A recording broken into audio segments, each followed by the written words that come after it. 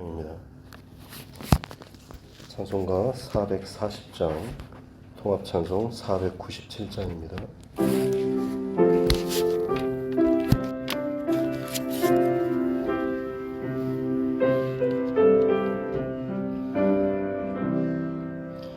어디든지 예수 나를 이끌며 어디든지 예수 함께 가려네. 예수 함께하니 가면 나겠고 예수님과 동행하면 겁없네. 어디를 가든지 겁낼 것 없네. 어디든지 예수 함께 가려네. 세상 친구 모두 나를 나도 주와 동행하면 외로움 없겠네. 가는 길이 위태하고 험해도 어디든지 예수 함께 가려네. 어디를 가든지 겁낼 것 없네. 어디든지 예수 함께 가려네. 어두운 그늘 나를 헤워 살 때에 주가 함께 계심 믿고 자려네. 죽은 후에 천국에서 깨어나 예수 함께 길이 살리라.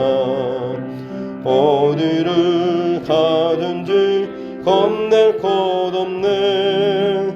어디든지 예수 함께 가려네.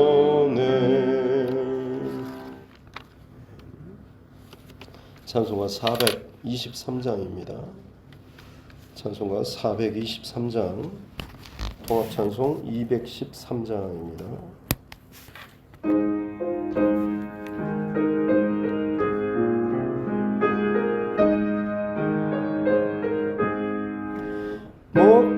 무엇보다도 더 검은 죄로 물든 마음이 있는 보다 더 이게 깨끗하게 씻겼네. 주의 보혈 흐르는데 믿고 뛰어나가. 주의 은혜 내가 입어 깨끗하게 되었네. 모든 의심 걱정과 두려움이 사라져 슬픈 탄식 편하여 기쁜 찬송 되었네. 주의 보혈 흐르는데 믿고 뛰어나가. 주의 은혜 내가 입어 깨끗하게 되었네. 나의 모든 복에는 천천국에 쌓였네. 나의 평생 사랑은 주의 십자가로다. 주의 보혈 흐르는데 믿고 뛰어나가. 주의 은혜 내가 입어 깨끗하게 되었네. 하나님 말씀 마태복음 21장입니다.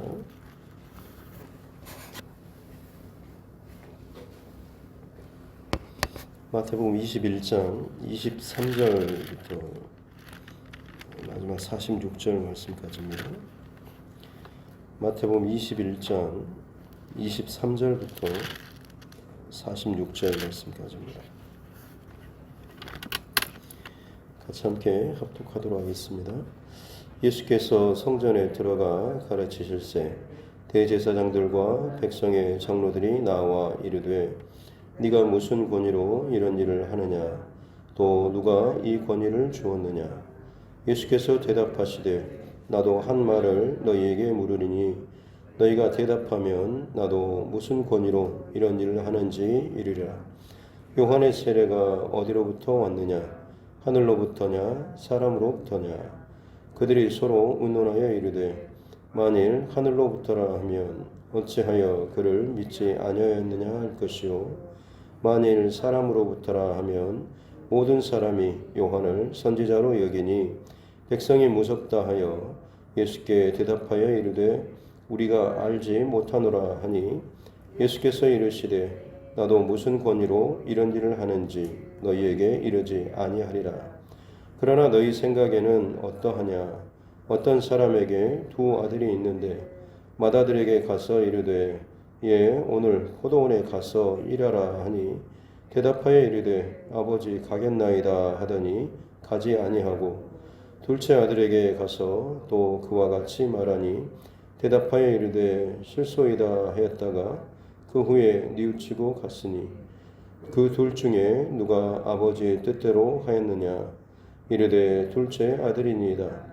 예수께서 그들에게 이르시되 내가 진실로 너희에게 이르노니 세리들과 청녀들이 너희보다 먼저 하나님의 나라에 들어가리라.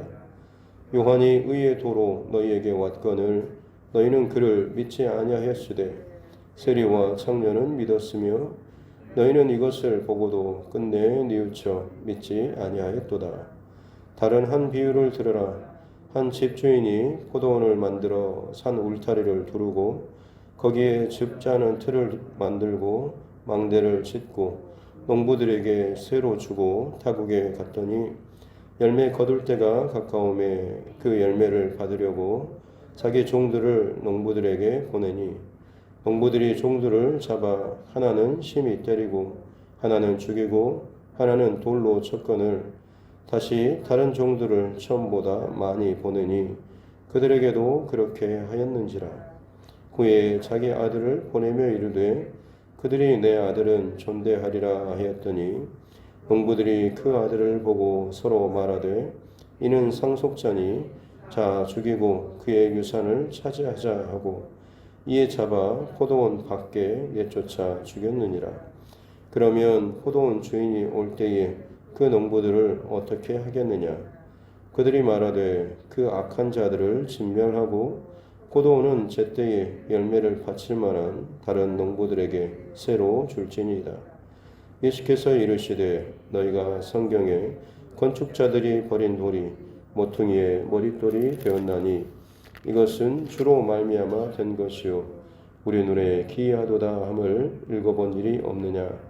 그러므로 내가 너희에게 이르노니 하나님의 나라를 너희는 빼앗기고 그 나라의 열매 맺는 백성이 받으리라. 이 돌 위에 떨어지는 자는 깨지겠고 이 돌이 사람 위에 떨어지면 그를 가루로 만들어 흩으리라 하시니 대제사장들과 바리새인들이 예수의 비유를 듣고 자기들을 가리켜 말씀하심인 줄 알고 잡고자 하나 무리를 무서워하니 이는 그들이 예수를 선지자로 알미었더라. 아멘.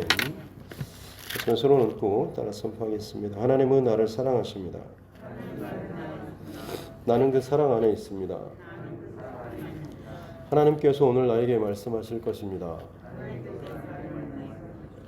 나의 마음은 하나님을 향해 열려 있습니다.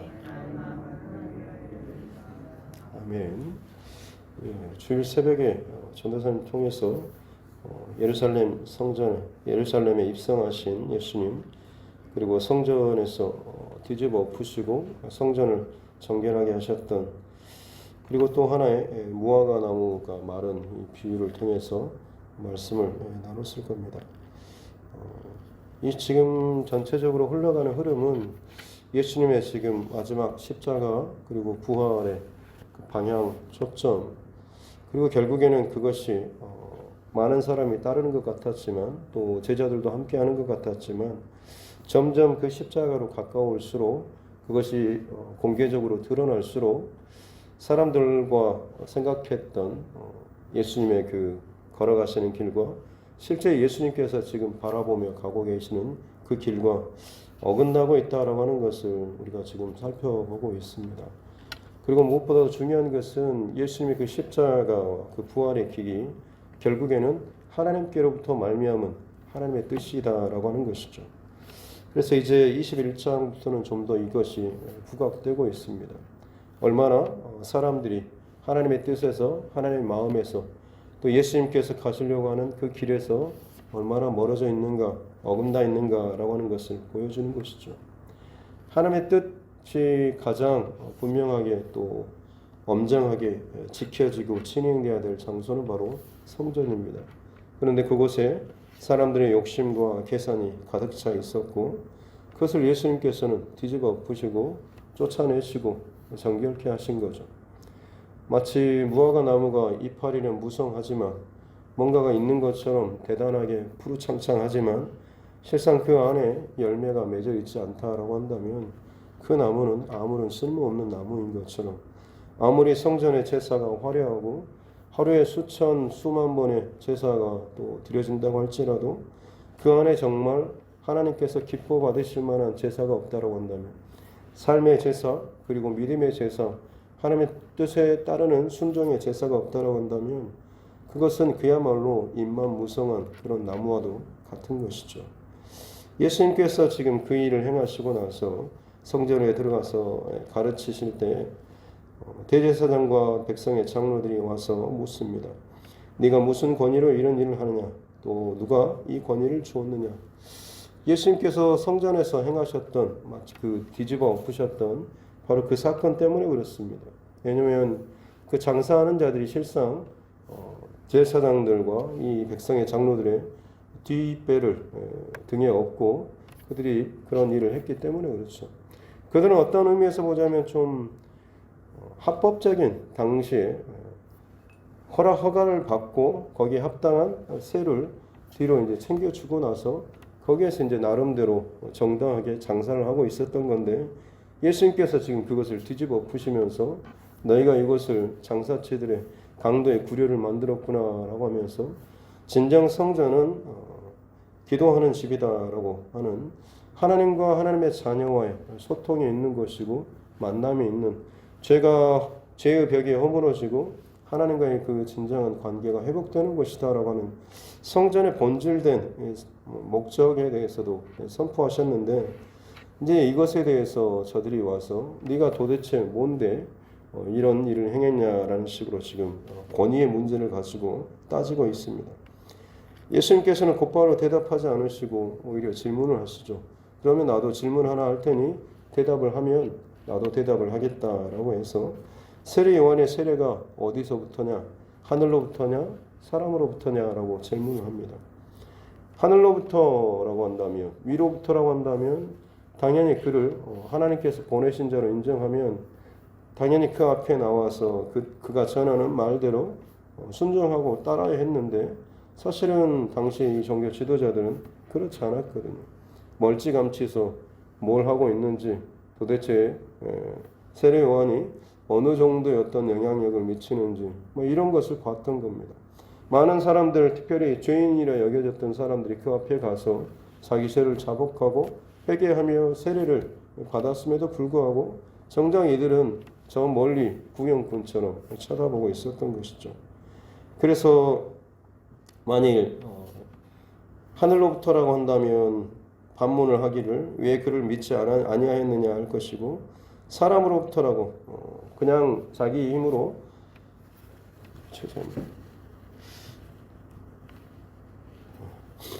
자기 힘으로부터 자기 욕심으로부터 그 일을 행했다라고 한다면 인간적으로 몰아갈 수도 있을 것입니다만 일상 모든 백성들은 사실 세례 요한을 선지자 하나님께서 보내신 자로 여기고 있었기 때문에 만약 세례 요한을 폄하하거나 깎거나 나쁜 쪽으로 몰아간다고 한다면 오히려 본인들이 더 곤란할 수가 있었기 때문에 이도저도 대답을 못한 채 지금 잘 모르겠다라고 대답을 하고 있습니다.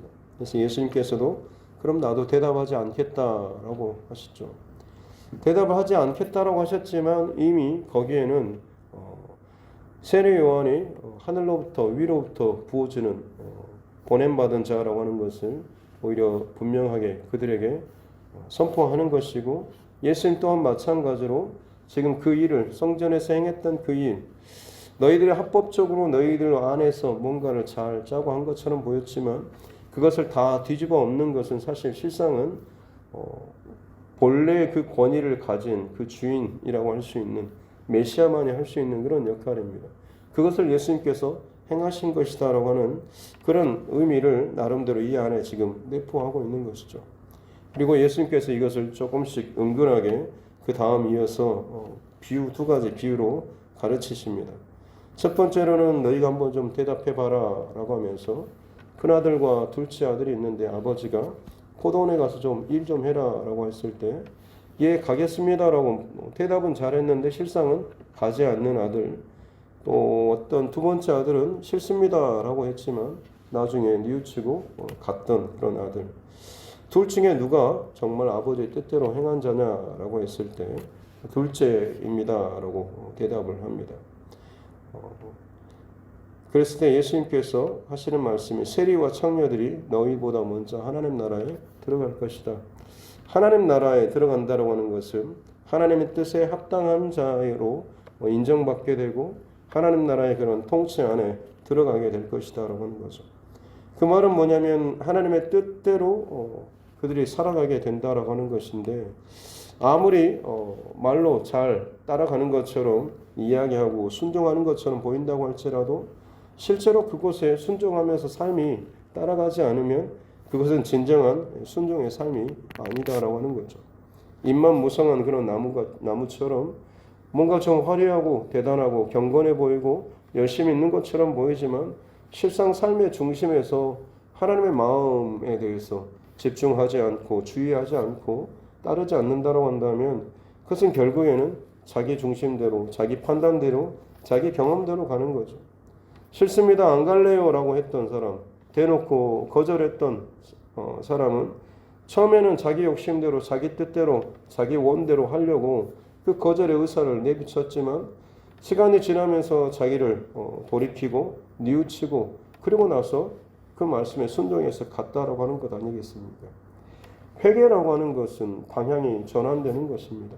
하나님께서 원하시고 말씀하시고 뜻하시는 곳으로 내 삶의 방향이 틀어지는 것입니다. 다시금 바뀌어지는 것이죠. 처음에는 싫습니다, 거절하면서 자기 욕심대로 갔던, 자기 쾌락대로 욕망대로 갔던 세리와 창녀들, 그들은 당시에 유대 사회에서 그야말로 정말 경멸의 대상이었고 구원받지 못할 하나님께 버림받은 자들이라고 여겨졌던 대표적인 사람들입니다. 근데 그들이 정작 세례 요한의 세례 앞에 그들은 자신의 그 잘못을 뉘우치고 울면서 회개하고 세례를 받았다라고 하는 것이죠. 그래서 예수님께서 하시는 말씀이 정작 그들이 정말로 삶으로 돌이키고 하나님께서 보내신 자가 있을 때 그 말에 따르고 순종하는 방향을 돌이키는 그 자들이 진정 하나님 나라에 먼저 들어가게 될 것이다 라고 하는 거죠. 너희는 하나님의 뜻과 말씀을 잘 아는 것처럼 날마다 성전에서 제사를 집례하고 또 가르치고 율법을 가르치고 하면서 하나님의 뜻과 말씀 안에 살고 있는 것처럼 늘 그렇게 말을 하고 포장을 했지만 실상 너희의 삶은 하나님의 뜻대로 순종하며 방향을 그곳을 따라가는 것이 아니라 방향은 정반대로 가면서 말만 늘 그렇게 하지 않았느냐라고 하는 것이죠. 그리고 또 한 가지 비유는 포도원 농부의 비유입니다. 주인이 모든 것을 다 세팅하고 농부들에게 새로 주고 갔다가 그 새를 받을 때가 돼서 추수할 때가 돼서 자기의 그 종들을 보냈는데 오히려 그 종들을 이 농부들이 때리고 죽이고 또 돌로 치고 더 많은 종들을 계속해서 보낸 거죠. 하나님께서 말씀과 뜻과 계명을 주셨습니다. 그것을 맡겨주셨는데 그것을 가지고 합당한 삶의 열매와 하나님 기뻐하신 것들을 마땅히 드렸어야 했는데 오히려 그것을 자신들의 욕심을 채웠고 그래서 그것을 받고자 다시금 돌이키라고 그 합당한 열매를 내라고 하나님의 종들, 선지자들, 예언자들을 보냈지만 결국 그들을 다 돌로 쳐 죽였다라고 하는 것이죠. 그리고 마지막에는 결국에는 이제 그 주인이 하나님께서 아들을 보내셔서 마지막으로 좀 더 회개할 수 있는 그 기회를 줬지만 그들은 오히려 더 악한 마음을 품고 저는 상속자니까 상속자를 죽이면 이 농부, 이 포도원이 어디 줄 사람도 없으니 당연히 우리 것이 되겠지라고 하는 자기 욕심에 사로잡혀 살아는 사람들은 결국에는 자기 계산 안에서만 모든 것을 판단하고 계산할 수밖에 없었던 거죠. 그래서 그 아들을 죽이고 잡아서 포도원 밖에, 포도원이라고 하는 것은 이스라엘을 상징합니다. 그 밖에 내던진다라고 하는 것은 이방인의 나라, 이방인의 손에 던진다라고 하는 그런 의미를 이 안에도 또 담고 있는 거죠. 로마 군사, 로마의 그 본디오 빌라도의 그 법정 아래 서서 심판을 받고 내어줌을 당하는 이런 이야기를 지금 내포하고 있는 것입니다. 그래서 포도원 주인이 오면 농부들을 어떻게 하겠느냐라고 하니까 그들이 41절 말씀에 보면 그 악한 자들을 진멸하고 포도원은 제때의 열매를 받지만 다른 농부들에게 새로 줄 것입니다. 참 무서운 사실은 자기 죄에 대한 그 심판의 결과를 자기 입으로 먼저 이야기한다라고 하는 거죠. 우리도 마찬가지로 신앙생활을 하면서 누군가가 어떤 문제에 대해서 질문하고 할 때 잘 가르치고 성경적으로 설명을 하고 가르친다라고 하는데 실상 그 말을 하면서 두려워해야 될 것은 언젠가는 내 입에 내뱉었던 그 말로 인해서 나도 하나님 앞에 내 죄에 대해서 그 기준을 가지고 다름을 받을 때가 분명히 있다라고 하는 것이죠. 저희들에게 특별히 목회자나 아니면 교회 또 지도자들을 또 가르치는 위치에 있는 사람들은 더더욱 이런 말씀에 대해서 더 집중하고 또 주의해야 할 것입니다. 당연히 그냥 아는 정도 알고 있다라고 생각하는 것과 내가 그것을 바르게 살고 따르고 있다라고 하는 것은 엄청나게 다른 것이죠. 예수님께서 지금 계속해서 말씀하시는 것이 바로 그 부분입니다. 아무리 알고 잘 가르친다라고 할지라도 정말 삶의 열매를 맺지 못한다라고 한다면 그것은 너희가 오히려 너희가 그 기준에 의해서 심판받고 책망받을 그런 기준이다라고 하는 것입니다. 그래서 마지막 결론적으로 예수님께서는 건축자들의 버린 돌, 건축자들 하나님께 율법과 계명과 설계들을 받고 하나님의 나라, 하나님 기뻐하시는 뭔가를 지으려고 위임받은 사람들이 공식적으로 당시 어떤 종교 지도자들이라고 볼 수 있겠습니다. 근데 그 사람들이 집을 짓는데 뜻대로 짓지 않고 자기 어떤 생각대로 마음대로 짓다가 돌이 하나 남아서 별로 안 맞아서 그것을 버립니다. 근데 그 버린 돌이 모퉁이의 머릿돌이 되었다. 가장 중요한 기초석이 되었다라고 하는 것을 그것이 주로 말미암는 하나님께로 말미암은 것임을 너희가 읽어보지 못했느냐라고 하는 다윗의 그 시편을 듭니다. 사람의 어떤 기준과 생각과 마음과 욕심을 가지고 짓는다고 지었는데 결국 그것이 그 가운데 필요 없다라고 쓸데없다라고 버리는 것, 사실 그것이 정말로 중요한 핵심인데 그것을 버렸다라고 하는 거죠. 대단하게 나무로서의 모양을 짓고 성전으로서의 어떤 위용이나 그 안에서 행해지는 모든 제사 행위라든지 이런 것들은 다 갖춰진 듯 보였지만 정말 중요한 하나님의 마음과 하나님의 뜻은 잃어버린 채 그것은 다 잘라서 내버린 듯한 그런 모습, 여기에 대해서 책망을 하고 있는 것입니다. 그래서 43절 말씀에 보면 하나님의 나라를 너희는 빼앗기고 그 나라의 열매 맺는 백성이 받을 것이다. 열매는 나무는 그 열매로 알리라라고 하시는 것처럼 열매를 맺는다라고 하는 것은 말씀에 순종하는 그때에서만 비로소 얻어지는 것입니다. 아무리 잘 가르치고 말한다라고 할지라도 열매가 없다라고 한다면 순종함으로 말미암아서 그 안에 실제로 내가 체험되고 경험되고 어떤 삶의 결과물로 나타나는 것이 없다라고 한다면 그것은 아무런 소용이 없다라고 하는 것이죠. 예수님께서도 마찬가지로 가르치실 때 자기의 그 어머니와 형제들이 밖에서 기다린다고 누군가 기뜸해줬을 때 예수님께서 하셨던 말씀이 누가 내 형제요 내 자매요 내 어머니냐라고 하면서 하나님의 뜻대로 행하는 자가 내 형제요 자매요 어머니다라고 말씀하셨지 않습니까? 예수님께서 지금 계속해서 반복해서 말씀하시는 것은 하나님의 뜻인 것이고 가시는 그 길은 바로 그 하나님의 뜻에 순종하는 십자가 부활의 그 길임을 계속해서 강조해서 말씀하고 있는 것입니다. 특별히 44절에 이 돌 위에 떨어지는 자는 깨지겠고 이 돌이 사람 위에 떨어지면 그를 가루를 만들어 흩으리라. 이 말씀은 사실 다니엘서 2장에 나오는 그런 이야기를 배경으로 하고 있습니다. 다니엘이 포로로 끌려갔고 어렸을 때부터 훈련을 잘 받고 나서 느부갓네살 왕이 꿈을 꾸죠. 한 신상을 꾸게 되는데 머리는 금으로 되어 있고 어깨와 가슴과 머리와 가슴과 팔은 은으로 되어 있고 그리고 배하고 넓적다리는 청동으로 되어 있고 그 다음에 무릎 아래 쪽은 쇠로 되어 있고 발은 쇠와 흙이 함께 섞여 있는 거대한 신상을 보는데 저 멀리서 한 돌이 나타나서 그 발을 쇠와 흙으로 되어 있는 잘 깨지기 쉬운 것을 때렸을 때 결국에 그 신상이 다 넘어져서 깨져버리는 그런 꿈을 꾸는데 꾸고 나서 자기 그 신하들에게 꿈을 해석하라라고 합니다. 그래서 신하들이 무슨 꿈을 꿨습니까? 이야기 좀 해주십시오. 나는 지금 명령을 했으니까 빨리 나한테 해석을 내놔. 아니 그러니까 무슨 꿈을 꿨습니까? 이것들이 빨리 말해라. 뭐 이런 정도로 도대체 이게 왕의 명령이라고 하지만 순종할 수가 없는 뭐라도 좀 단서라도 줘야 되는데 그렇지 못하는 상황 속에서 이 느부갓네살 왕이 그 신하들을 다 이제 잡아 죽이려고 했을 때 그때 다니엘이 이제 드러나게 되는 거죠. 하나님께서 다니엘에게 왕이 꿨던 꿈 그리고 거기에 대한 해석까지 왕이 지금 머리와 같이 세상 나라를 통치하는 아주 강력한 빛나는 그런 왕처럼 보이고 또 왕이 다음에 쇠처럼 가슴과 팔에 은처럼 그리고 뭐 청동 그리고 뭐 쇠 그리고 마지막 점점 밑으로 내려오면서 쇠와 흙이 섞여 있는 그러니까 당시에 그 개념으로 보면 화려하고 금, 은, 동, 쇠, 철 그 다음에 뭐 흙 뭐 이런 식으로 점점 어떻게 보면 질이 떨어진 것처럼 보입니다.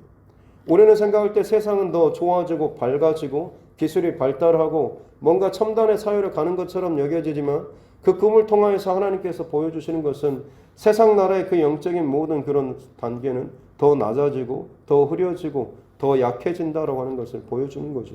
그리고 마지막에 한 돌이 나타나서 그것을 때리는 것은 이 한 돌은 바로 예수님의 그 심판을 의미하는 겁니다. 예수님께서 오셔서 그 마지막 발을 치셨을 때 그 모든 세상의 그 나라 거대한 신상은 넘어져서 다 산산조각 나서 깨지게 될 것이다라고 하는 거죠. 그래서 지금 이 돌이 위에 떨어지면 다 깨지고 돌이 사람 위에 떨어지면 그를 또 가루로 흩어버릴 것이다라고 하는 분명한 어떤 심판의 기준과 도구로서 예수님께서 부딪히게 되면 결국 그것들은 다 산산조각 나게 될 것이다라고 하는 거죠. 너희 또한 지금 그 신상처럼 사람들이 두려워할 만한 혹은 정말로 우상시할 정도로 항상 하나님의 어떤 뜻처럼 너희들이 대변하고 있는 것처럼 이야기하지만 실상 하나님의 진짜 말씀과 뜻과 기준에 그 부딪히게 되었을 때 너희가 살아남을 수가 있겠느냐. 오히려 예수님께서 지금 그런 말씀을 하고 있는 거죠. 그래서 이 속뜻을 저들이 깨닫고 나서는 자기를 가리켜서 하는 것. 아버지께 예하겠습니다라고 불순종했고 대단한 건축자로서의 위임과 뭔가를 맡은 것처럼 여겼지만 실상은 자기의 욕심과 자기 뜻대로 하나님의 성전과 하나님의 일을 세워가는 것처럼 행했던 저들을 향하여서 예수님께서 돌처럼 저들을 찍어서 깨뜨리실 것이다 라고 하는 그 모든 것은 결국 하나님 앞에 아무런 의미나 열매로 맺지 못할 것이다 라고 하는 이 말씀을 하신 것입니다. 저와 여러분들에게 있어도 오늘 말씀을 통하여서 다시 한번 또 점검해야 될 것은 내가 정말 하나님의 뜻대로 하나님 믿는 자로서 예배하고 또 찬송하고 기도하며 산다라고 하면서도 실상 그 겉으로 보여지는 채워지는 것 말고 정말 중요한 것은 내 결정과 내 선택인 것입니다. 내 삶의 방향이 그리고 내 삶의 선택 이후에 남는 결과물들이 정말 하나님의 뜻대로 순종을 통해서 남는 것인지 아니면 내 머리를 잘 써서 내 욕심을 잘 드러내서 거기에 대한 합당한 열매를 내가 넘기는지, 이것이 반드시 하나님 앞에 판결받는, 심판받는 그런 기준이 될 것이다라고 하는 것이죠. 이것을 잘 하기 위해서는 처음부터 늘 하나님의 뜻을 묻고 하나님의 뜻 앞에 내 생각과 내 욕심과 판단들을 늘 복종하며 순종하며 나가는 이 삶이 필요하다라고 하는 겁니다. 그랬을 때에 예수님의 그 심판의 돌이 날아온다고 할지라도 그 앞에서 오히려 더 바르게 인정받고 드러나는 그런 삶의 모습이 될 줄로 믿습니다. 오늘 이 하루를 살아가는 동안에 다른 어떤 것이 아니라 우리도 똑같습니다. 아버지의 뜻대로 예수님께서 늘 이 땅을 살아가시면서 밤이 맞도록 새벽이며 깨어서 늘 기도하셨던 이유는 아버지의 뜻을 놓치지 않기 위해서 그렇습니다. 수많은 일들, 병자들, 유혹들, 그리고 문제들, 대적자들, 상황들, 혹은 거친 일들, 수많은 일들이 있었지만 그 상황 속에서도 늘 예수님께서 바른 길을, 한 길을 갈 수 있었던 것은 끊임없이 쉬지 않고 하나님 앞에 기도하는 그 중심의 모습이 있었기 때문입니다. 오늘 이 하루 살아갈 때도 마찬가지로 우리 또한 똑같습니다. 항상 하나님의 뜻이 무엇인지, 하나님의 마음이 어디 있는지, 하나님 기뻐하시는 것이 어디 있는가라고 하는 것을 잘 결정하시고 선택하시고 순종함으로 인해서 진짜 참 내게 있어서 이 땅에서의 어떤 유익이 아니라 하나님 나라의 유익을, 하나님 나라의 아름다운 열매를 맺는 저와 여러분 모두가 될 수 있기를 주님의 이름으로 축복합니다. 기도하겠습니다.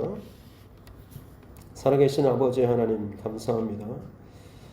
귀한 하루를 또 우리에게 허락하여 주시고 사순절 기간 새벽을 또 깨우면서 하나님 앞에 이 하루도 나아가게 해주시니 감사합니다.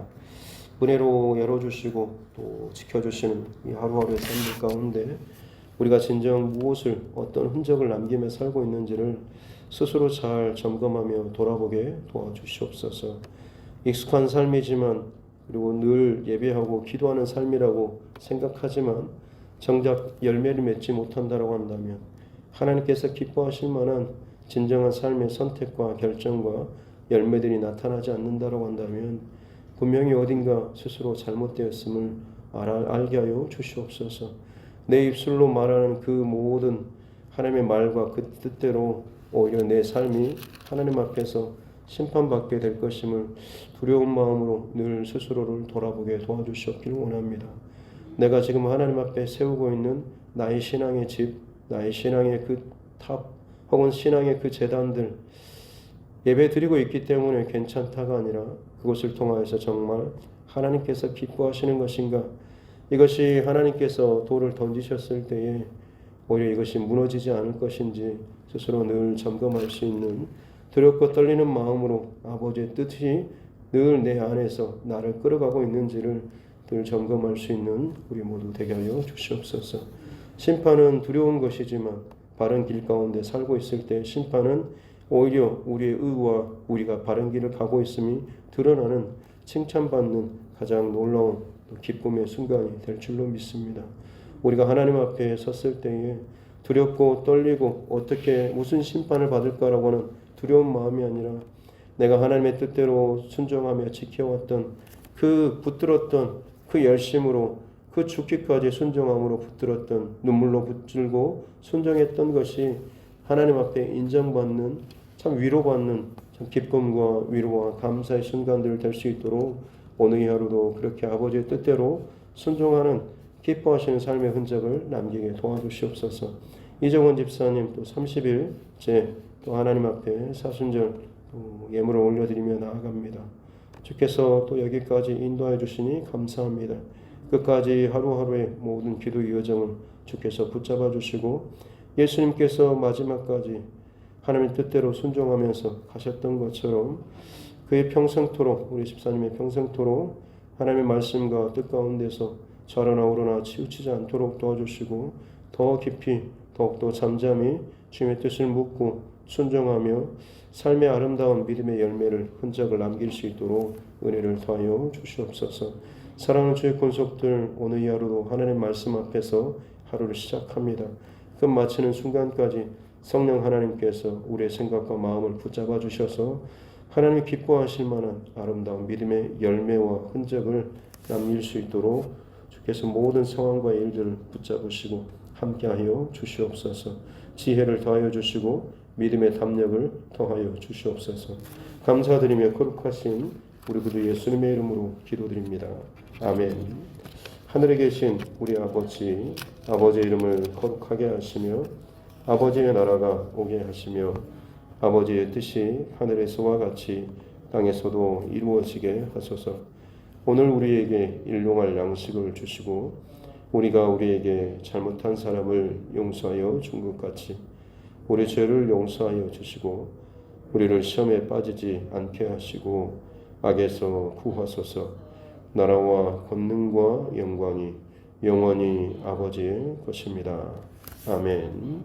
주신 말씀 또 기억하시면서 교회와 주의 종과 여러분 각자의 기도 제목과 코로나19 상황들을 위해서 또 이 나라와 민족 우리 다음 세대와 우리 자녀들을 위해서도 또 선교지 또 선교사님 또 그 가정들을 위해서도 함께 기도하도록 하겠습니다. 존귀하신 아버지 하나님 감사합니다. 주님의 은혜로 오늘 하루도 하나님 앞에 예배할 수 있도록 주시니 감사합니다. 하나님 앞에 예배하는 이 순간순간의 시간들이 얼마나 귀하고 참 복된 순간인지 주의 말씀을 잘 듣게 하시고 깨닫게 해주셔서 그냥 듣고 깨닫고 내 머리로만 채우는 지식으로만 끝나지 않도록 도와주시고 아버지의 뜻과 마음을 알았으니 이것을 내 마음속에 품고 이 하루 동안에 잘 순종하며 따라갈 수 있도록 꼭 주시옵기를 원합니다. 내가 알고 있는 또 내가 가르치는 내가 말하는 그 하나님의 뜻에 합당하다라고 여겨지는 그 모든 것들 정말로 맞는 것은 확실하지만 실상 나는 내가 말하는 대로 내가 가르치는 대로 내가 아는 대로 정말 하나님의 뜻대로 순종하며 살고 있는가 하는 것 나는 내 삶의 열매로서 진정 하나님 나라에 합당한 삶을 살고 있는지를 다시 한번 늘 정직하고 진실하게 돌아보게 도와주시옵기 원합니다. 회개의 기도는 일주일에 한 번이 아니라 날마다 그리고 순간순간마다 성령께서 우리 안에 깨닫게 해주실 때마다 즉각적으로 회개하며 나아가는 것 그것이 진정 하나님께 우리의 뜻과 우리의 삶을 돌이키는 또 그런 아름다운 복된 믿음의 삶인 줄로 믿습니다. 그렇습니다. 하나님 우리에게 회개할 마음을 부어주시고 회개할 기회를 허락하여 주시고 회개의 영을 더하여 주시옵기 원합니다. 그래서 언제나 또 하나님의 뜻에서 어긋나고 내 욕심과 생각과 계산이 들어갈 때마다 주님 그것을 보게 하여 주시고 주님의 마음과 주님의 뜻을 우리 안에 부어주셔서 정직하고 진실하게 주님의 성령의 감동하심과 인도하심과 그리고 때로는 찔림 가운데 저희들 정직하게 잘 반응하며 진정한 회개로 하나님 앞에 나아갈 수 있도록 은혜를 더하여 주시옵소서. 제가 잘못했습니다. 이러이러한 것들은 죄를 범했습니다라는 입술의 고백뿐만 아니라 실제로 내 삶의 자리에서 온전하게 하나님의 뜻대로 순종하며 잘못된 그 자리에서 혹은 돌이키는 것 그것을 때로는 포기하고 내려놓을 줄도 아는 것이 또 그것이 진정 하나님의 나라와 영광을 위해서 이 교회를 위해서 정말 가장 유익한 것을 선택하고 그 길로 나아갈 수 있는 것이 바른 믿음의 길이고 또 아버지의 뜻대로 나아가는 것인 줄로 믿습니다. 하나님 우리 한 사람 한 사람의 삶이 진정 날마다 하나님 앞에서 더욱더 성숙하고 성장하며 죄로부터 더 멀어지고 또 끊어낼 수 있는 믿음의 삶, 정결한 삶을 살 수 있도록 은혜를 더하여 주시옵기 원합니다. 또한 이 교회 또한 마찬가지로 다른 어떤 것이 아니라 사람의 힘과 논의로 이것들이 결정되고 지는 것이 아니라 성령님께서 하나님께서 기뻐하실 일들 또 하나님께서 마땅히 또 이 모든 행해지는 일들 가운데 주님의 뜻이 또 주님의 영광이 또 주님께서 기뻐하실 만한 평안과 사랑과 은혜가 넘쳐나는 일들이 우리 가운데 잘 또 흘러갈 수 있도록 성령 하나님 도우시고 인도하여 주시옵기 원합니다. 특별히 두드림 교회가 그렇게 하나님 앞에 성령의 두드리심과 감동하심을 따라서 흘러가는 교회가 되게 하여 주시옵소서. 사람의 생각과 마음과 계산과 타협으로 흘러가지 않도록 도와주십시오. 마땅히 하나님의 일들 또 하나님 기뻐하신 것들이 이 교회의 선택과 결정이 될 수 있도록 도와주시고 그래야 할 때에 정말로 모든 것이 하나님의 뜻대로 아름다운 열매를 맺게 될 줄로 믿습니다. 이 땅 가운데 악하고 음란해져가며 갈수록 세상이 화려해지고 좋아 보이고 편해 보이고 잘 사는 세상처럼 보여지지만 결국 하나님 눈에 볼 때에 이 세상은 점점 쇠약해지고 악해지고 타락해지고 서로 하나가 되지 못하는 분리되고 갈라지는 진흙과 쇠처럼 겉으로 엉겨붙어 있는 것처럼 보이지만 작은 그 돌에도 결국엔 무너질 수밖에 없고 그 화려한 신상이라고 할지라도 거대한 세상의 그 어떤 세력과 권세자라고 할지라도 결국에는 무너질 수밖에 없음을 알게 하여 주시옵기 원합니다. 내가 이 땅 가운데 꿈꾸고 있는, 내가 이 땅 가운데 소망하고 있는 것들이 무엇입니까? 그것이